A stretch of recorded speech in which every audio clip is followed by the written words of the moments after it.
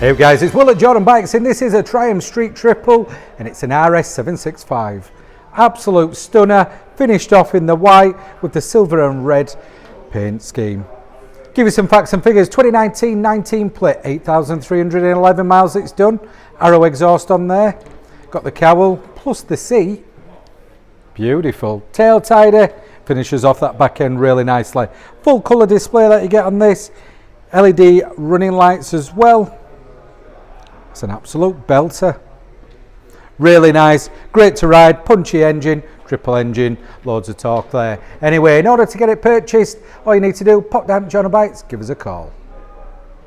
My name is Nick and thank you so much for watching the video this far in.